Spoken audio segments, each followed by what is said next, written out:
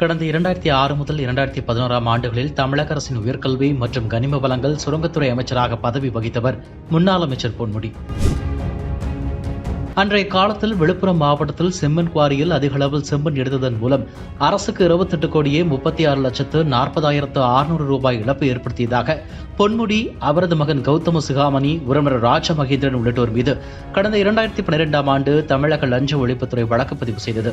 விழுப்புரம் மாவட்ட நீதிமன்றத்தில் இந்த வழக்கு விசாரணையில் இருந்த நிலையில் இந்த வழக்கை அடிப்படையாக கொண்டு அமலாக்கத்துறையினர் அமைச்சர் பொன்முடி மற்றும் அவரது மகன் கௌதம சிகாமணி தொடர்புடைய இடங்களில் கடந்த ஜூலை மாதம் சோதனை நடத்தினர். சென்னை, விழுப்புரம் உள்ளிட்ட இடங்களில் நடந்த சோதனைகளை தொடர்ந்து அமைச்சர் பொன்முடியும் சென்னையில் உள்ள அமலாக்கத்துறை அலுவலகத்திற்கு அழைத்து செல்லப்பட்டு விசாரிக்கப்பட்டார்.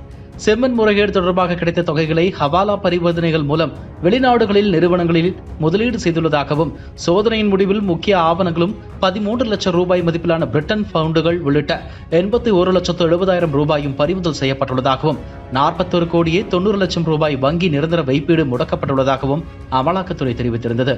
இந்த சூழ்நிலையில் இந்த சட்டவிரோத பண பரிமாற்ற வழக்கு தொடர்பாக அமைச்சர் பொன்முடியின் மகனும் கள்ளக்குறிச்சி எம்பியுமான கௌதம சிகாமணி, KS Rajamahendran, P Jayachandran, K Sadanandam, Gopinath மற்றும் KS பிசினஸ் ஹவுஸ் நிறுவனம் உள்ளிட்ட 6 பேருக்கு எதிராக அமலாக்கத்துறை சார்பில் ஆகஸ்ட் மாதம் சென்னை முதன்மை அமர்வு நீதிமன்றத்தில் 90 பக்க குற்றப்பத்திரிகை தாக்கல் செய்யப்பட்டுள்ளது. இந்த வழக்கு சென்னை 12வது கூடுதல் அமர்வு நீதிமன்ற நீதிபதி மலர் வாலண்டினா முன்பு விசாரணை நடைபெற்று வருகிறது. கடந்த மாதம் 24ஆம் தேதி கௌதம சிகாமணி MP, KS Rajamahendran, V Jayachandran, K Sadanandam, Gopinath உள்ளிட்டோர் நேரில் ஆஜராகி இருந்தனர். அவர்களுக்கு குற்றப்பத்திரிகை நகல்கள் அன்று வழங்கப்பட்டன. குற்றச்சாட்டுகள் பதிவிற்காக இந்த வழக்கு இன்று விசாரணைக்கு வந்தது. அப்போது கௌதம சிகாமணி நேரில் ஆஜராகவில்லை. அப்போது அவர் தரப்பில் ஆஜரான வழக்கறிஞர் விசாரணை அடுத்த மாதம் தள்ளி வைக்க வேண்டும் என கோரினார். அப்போது நீதிபதி நீண்ட நாள் விசாரணையை தள்ளி வைக்க முடியாது என தெரிவித்தார்.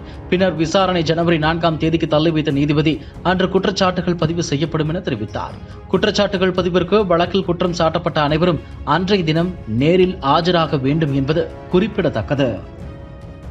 இதுபோன்ற செய்திகளை மேலும் தெரிந்து கொள்ள எங்களது YouTube, Facebook மற்றும் Twitter ஆப்களை சப்ஸ்கிரைப் செய்யவும்.